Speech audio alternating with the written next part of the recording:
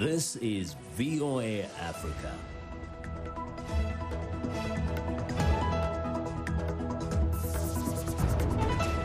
Hello, I'm Esther Githui-Ewart. It's Thursday, October 29th. This is Africa 54. Due to the global outbreak of coronavirus, Voice of America is taking every necessary precaution to safeguard its employees. So our broadcast will look a little different today and in the near future as we, out of an abundance of caution, reduce our staffing at VOA headquarters here in Washington.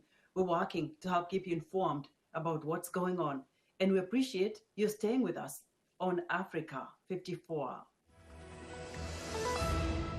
Vote counting is underway in Tanzania on Thursday for parliamentary and presidential elections. President John Magufuli wants a second 5-year term, but there are complaints from his main rival of irregularities. Results from the elections are expected within a week. Oko has our story. After voting in Tanzania's election on Wednesday, incumbent President John Magufuli urged the population to stay calm. I would like to reiterate that as a nation, we should continue to uphold peace because there is life even after elections. But his main challenger, Tundu Lissu, is already complaining of irregularities and says his party's representatives have been prevented from entering polling stations. Lissu, who was shot 16 times in 2017 in what remains an unsolved case, has said he will not accept a rigged election. He's hoping to deny Magufuli from repeating his first 5-year term, which international rights groups say was marred by a stifling of dissent, including the closure of media outlets and banning of political rallies. The government has previously denied any crackdown on opposition parties. Some form of Magufuli's CCM has held power since independence in 1961. In recent days, many Tanzanians have complained of difficulties when trying to access social media, and on Tuesday, Twitter and internet blockage monitor NetBlocks both reported widespread problems. In the semi-autonomous region of Zanzibar, also holding elections, local media reported calm after 2 days of unrest. The opposition presidential candidate there, Saif Sharif Hamad, was detained and later released as he tried to vote early on Tuesday. His party alleges that 10 people were shot by police. The police said they had no information about any deaths. Oko of Reuters filed that report. The World Trade Organization is trying to regroup on Thursday after its bid to select a new leader was plunged into uncertainty on Wednesday after the United States rejected Nigeria's Ngozi Okonjo-Iweala, who was proposed as the global trade watchdog's next director general. The move by the U.S. comes just days before the presidential election, in which trade is a hot topic. The U.S. says it supports South Korean Trade Minister Yoo Myung-hae because of her 25 years of trade experience and that she would be able to hit the ground running. The WTO has called a meeting for November 9th, less than a week after the U.S. presidential election, by which time it says it hopes to have secured full backing for Ngozi Okonjo-Iweala. The decision, however, needs to be approved by consensus, meaning any of the 164 WTO members could block her appointment. A Malian court has sentenced to death a suspected jihadist and his co-defendant for killing more than 24 people in attacks targeting foreigners in 2015. Wednesday's court ruling against Fawaz Ould Ahmed and his co-defendant Sadu Chaka came after 2 days of hearings. Ahmed said his militant group Al-Murabitun carried out the attack at the La Terrace Club and expressed no remorse for killing 5 people in revenge for cartoons of the Prophet Muhammad published by France's Charlie Hebdo magazine. Ahmed also admitted to participating in a raid that killed 17 people at Hotel Babilo in the town of Sevare in August, and another attack that killed 20 people, including 14 foreigners at the Radisson Blue Hotel in Bamako in November. The U.S. election has attracted many African immigrants who are seeking elective positions in various capacities. We bring you the story of Bonnie Jenga, a Kenyan American who is hoping to be elected as the Hennepin County Commissioner in the state of Minnesota. I've been here since for 17 years. So I ended up getting the education in government, in political science, and have a master's in public administration. And for me, I felt that the U.S. has given me a lot. And the best thing to do is to give back. And to give back is the best thing to do is to give back in public service. But when you look around, most of the times when people are looking for elective posts, they are looking to improve something. What is it you're looking to change in that county? Definitely, right now in the state of Minnesota, especially Hennepin County being one of the largest counties in Minnesota, and with a budget of $2.5 billion, is that the issue that we have right now is the opioid crisis and also homelessness. And right now, public safety, right now with the law enforcement issue, definitely that George Floyd happened in Minneapolis. So the main issues that I want to tackle. Now, what challenges have you encountered so far in seeking this office in terms of maybe funding or others? Definitely, 2020 has been a challenge for everybody. It doesn't matter if it's national politics, local politics. With COVID-19, definitely it has changed our way of campaigning. Right now, the issue of door knocking, it's an issue right now. So you cannot read door knocking, and people have signs outside, no canvassing, no door knocking, all this. So, so that we have to come up with the new ways of trying to reach to the voters. Have you held an elective post before? No, I've never had an elective position before. This is my first time. So it's kind of a new thing trying to campaign during coronavirus. It's a new thing for everybody. It doesn't matter if it's an incumbent or somebody new. It's a new thing for everybody. So we're all playing in the same playing field. When I started this, you always have those negative thoughts. Can you do this? Can people pronounce your name? And all these small thoughts. But those are very. When you start meeting people and people getting to know who you are, and people want to know about your journey. How did you get here? How did you come here? And people have been very welcoming to me. Who exactly is Bonnie Njenga? Bonnie Njenga is a 37-year-old Kenyan American. Raised by a single mother out of 6 siblings. I came here 17 years ago. Now I think 18 years in about a month or two, because I was being a difficult boy to my mom after high school. And mom was like, no, you're being too much for me. Now I'm gonna send you to America. So she ended up sending me to America. And I like saying that my mom believed in America so much. She's like, and so and I've been here for 17 years. I love playing golf. I run as a Kenyan. I guess it's a thing for me. So yeah. Do you have like a role model, somebody you saw came from somewhere, started from almost nowhere, but they've made it? For me personally, it's my mom. Mom for raising 6 kids. I have 3 brothers who came to school abroad. And for her, she never got a chance to go past, I think, high school. And for her, giving her kids opportunity to seek education, I think for me, my mom has encouraged us to do better and become somebody in this world and make that change. Do you feel confident that you stand a great chance to win this election on November 3rd? I feel confidently. For some reason, is that I haven't questioned that about myself. Because one thing that I'm a policy expert, and when it comes to policy, I have debated policy. The last one is people, and people have really acknowledged that I understand the issues in Hennepin County. So I'm very confident about that. The beauty about running for a commissioner is that it's a non-partisan seat. So on the front page of the ballot, you have 3 columns. The first column is the party seats. You have the Biden, you have the Kanye West, President Trump. On the second column, that's where you have the non-partisan. You have me, and then you have the city councillors and the judges. The Kenyan government says COVID-19 has forced 2 million people out of work. As Muhammad Yusuf reports from Nairobi, many Kenyans who had steady jobs are now relying on informal work to survive. This is the 10th job that 32-year-old Paul Kenya has had since mid-March, when he lost his regular job as a school cook due to the coronavirus pandemic. You only do this construction job when you've got nothing else to do.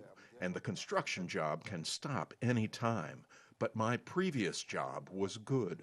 Kenya makes $10 a day. Silas Ngondu lost his restaurant job when the government created restrictions on food and beverage service to limit the spread of coronavirus.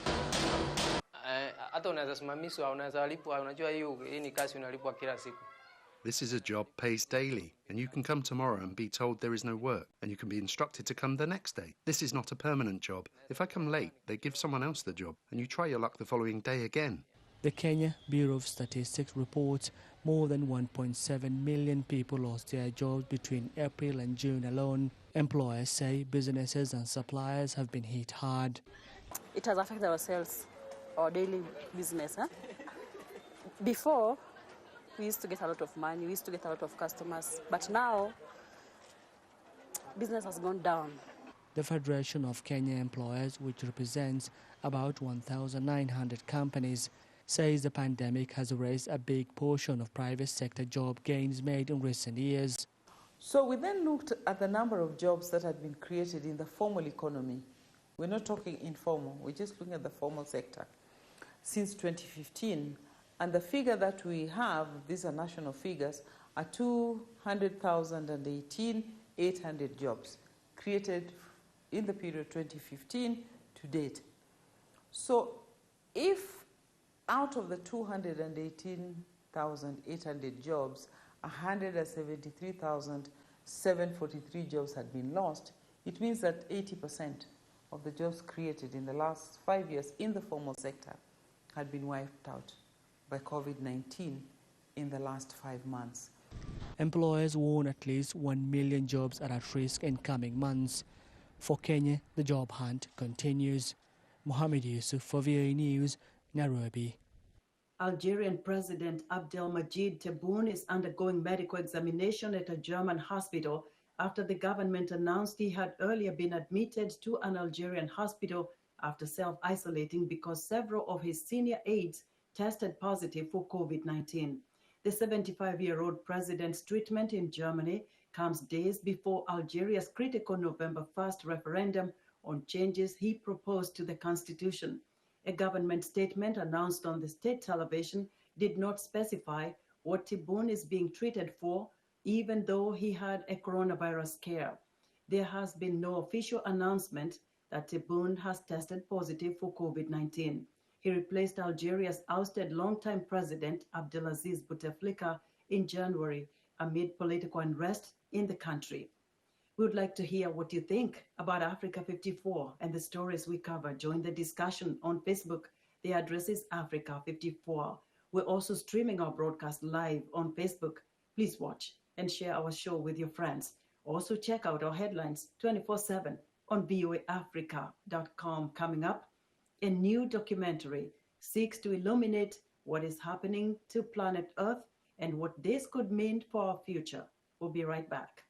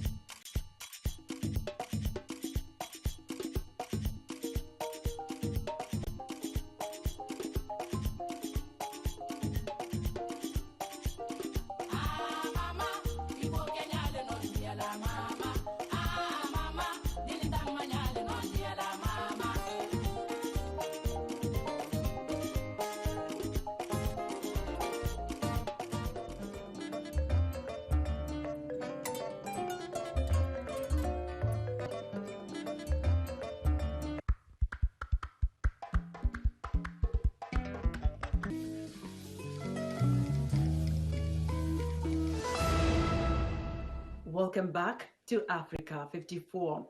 The process of electing a U.S. president is far more complicated than counting the votes. Here's why.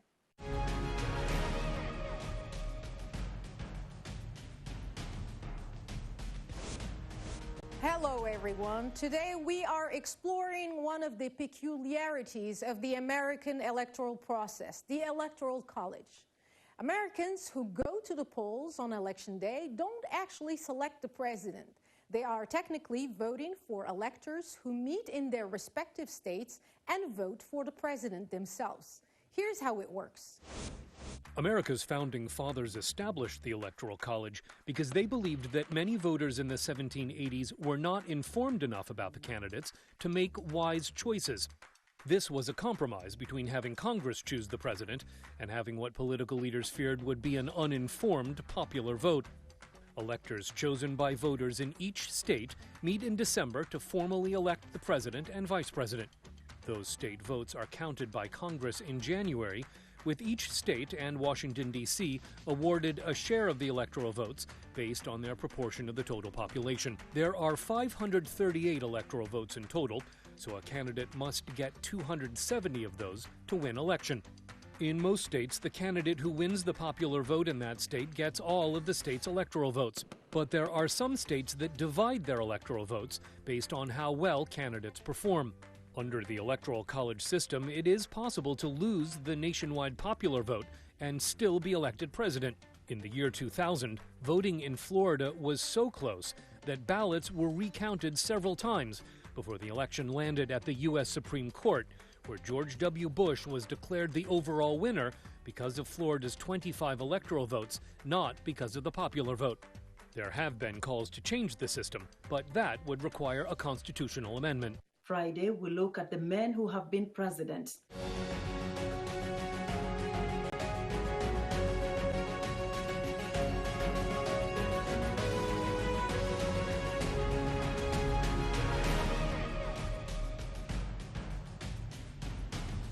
Days before the November 3rd election, the campaigns of President Donald Trump and Democratic nominee Joe Biden are making their last pitch to voters, sending high-profile surrogates, including former President Barack Obama and the Trump family children. White House correspondent Patsy Widakuswara reports. Former President Barack Obama has been traveling across the country campaigning for his former Vice President Joe Biden. Are you ready to go? His role? To throw verbal punches at President Donald Trump. What's his closing argument? That people are too focused on COVID. He said this at one of his rallies. COVID, COVID, COVID, he's complaining. He's jealous of COVID's media coverage. With his ridicule, Obama plays the role of attack dog for Biden, who has been campaigning on a message of unity. We're going to heal our nation. Presenting himself as a national healer for a divided country. Normally, that's a strategy that's reserved for the vice presidential nominee.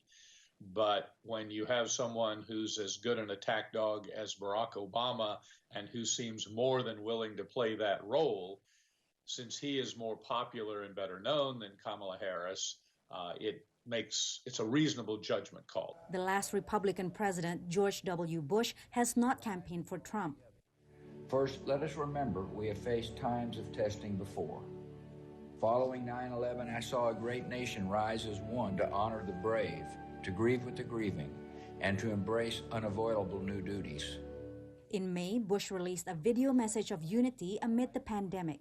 Trump responded with a tweet criticizing the former president for not speaking up during his impeachment. His campaign is relying instead on the president's adult children, Don Jr., Eric, Tiffany, and Ivanka Trump. Some of you were probably Democrats not too long ago, but you don't recognize what the party has become. Their platform lays out a plan to transform America into a socialist country. He doesn't have the type of loyalty outside of his family, and the family has gained a great deal of prominence during these years. And it seems that many in his base really like to see his son and his daughter out there. The candidates' spouses are also deployed. Jill Biden has been active on the campaign trail. When Joe is president, you won't read the news shaking your head with tense shoulders. Meanwhile, First Lady Melania Trump made her first solo campaign appearance on Tuesday after recovering from COVID-19. Thank you for all the love and support you gave us when our family was diagnosed with COVID-19. Obama will join Biden in the critical swing state of Michigan on Saturday.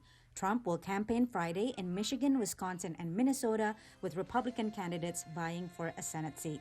Patsy Widakuswara, VOA News.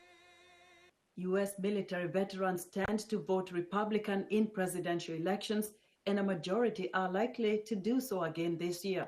But VOA Pentagon correspondent Carla Bob talked to some veterans who are reconsidering their political leanings and voting on issues that matter most to them. A recent Military Times poll shows 52% of veterans plan to back President Donald Trump this election. I think a lot of people are looking at President Trump and saying, I can vote for him for the simple fact that promises made, promises kept. Fifth-generation combat vet Jeff Jordan, who served in Iraq and Afghanistan, applauds Trump's Afghanistan troop reduction and peace negotiations with the Taliban. I think at this point, the right thing to do is pull back because, look, we've been in Afghanistan nearly 20 years.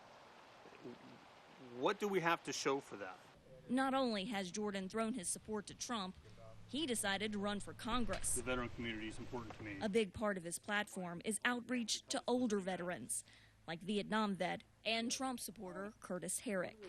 If you believe he's a nasty personality and don't think about all the rest, you might throw the baby out with the bathwater because he's really getting things done. Herrick says he values Trump's decision-making skills. He works about 20 hours a day, and he decides really quickly. When President Obama had the first surge, he anguished for 9 months before he'd make the decision. But about 42% of veterans polled said that by November 3rd, they will have voted for Trump's Democratic challenger, former Vice President Joe Biden. That includes longtime Republican and Marine vet Jim Naylor. I've never voted Democrat. Who voted for Trump in 2016. It was a big regret after that. I felt dirty about it. Hi, my name's Jim. Naylor created a viral video for the group Republican Voters Against Trump in 2020 after Trump criticized veterans and service members, including the late Senator John McCain, Trump's former defense secretary Jim Mattis, and Lieutenant Colonel Alexander Vindman, who testified against Trump on Ukraine during impeachment proceedings. Naylor also said Trump's troop pullout from Syria last October dishonored the military. He didn't send them home. He sent them just to countries, to his quote, that are paying for us to be there. He sent them to Saudi Arabia because Saudi Arabia pays. That seems so antithetical to what we go out there to fight for. We're not mercenaries. We don't fight for the highest bidder. We fight for what's right. Nearly 2/3 of female vets polled by the Military Times disapprove of Trump's presidency. This is a hat for my first ship. As a former ship navigator, Navy vet Lauren Sims compares Trump's handling of the coronavirus pandemic to steering a ship through a storm. Donald Trump's job is to set a course for our country and make course corrections in terms of this pandemic and fighting it. And he hasn't. He hasn't set a course, let alone corrections. And it's really scary. I truly believe that Joe Biden is a person that will do that. Much like undecided voters in the general population, a small percent of veterans polled are split between third-party candidates or sitting out the election. My choices, in my view, are either cyanide or, arsenic. Iraq war veteran Josh Hill voted third party last time in protest and once again does not like any of the choices. Carla Babb, VOA News, Washington. The issue of climate change and its effects on our planet draws mixed reaction, but a new documentary, The Last Ice, seeks to shed some light on what our world is facing. I spoke to Scott Ressler, director and producer of The Last Ice, a National Geographic film, and began by asking him what the current scientific projections are for our planet. The current projections say that by 2040 and perhaps even sooner, there's going to be no summer sea ice in the Arctic. And that should worry everyone because what happens in the Arctic in terms of climate and weather doesn't stay in the Arctic. It affects everyone. It affects global weather patterns. I want you to listen to the cracking sound. What the film's trying to do is really focus in on this one area between Greenland and Canada where the last ice is projected to be in the summer months and contextualize what it looks like now and what it's going to look like in the coming decades. My dream is for us to reach the same level of self-determination the day before an outsider came into our homeland.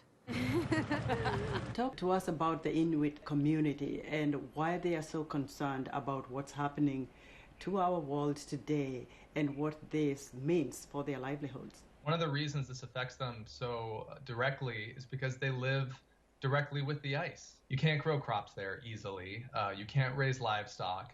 Even today in 2020, bringing in goods is prohibitively expensive. You have to fly everything in.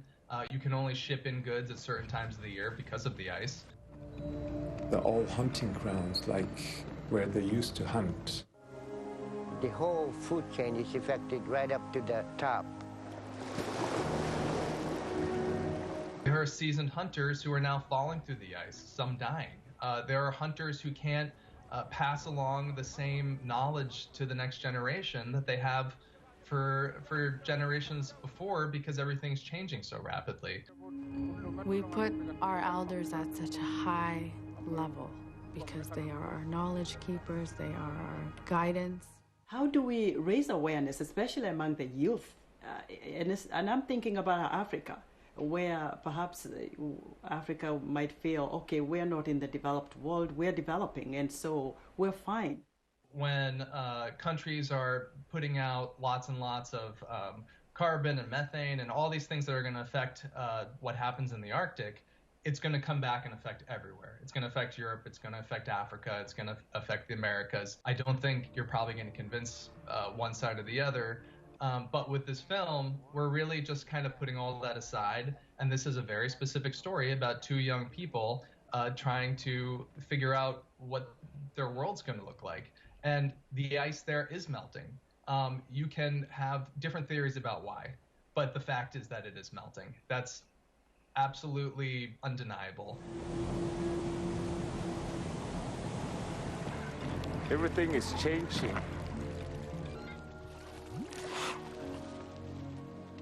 The impact is really one of day-to-day life being disrupted and an uncertain future. You see all the homes that have just burned out in the West. There's going to be more hurricanes and extreme weather. And so it's really a matter of recognizing in Inuit our future, our collective future, and deciding to do something bold about it.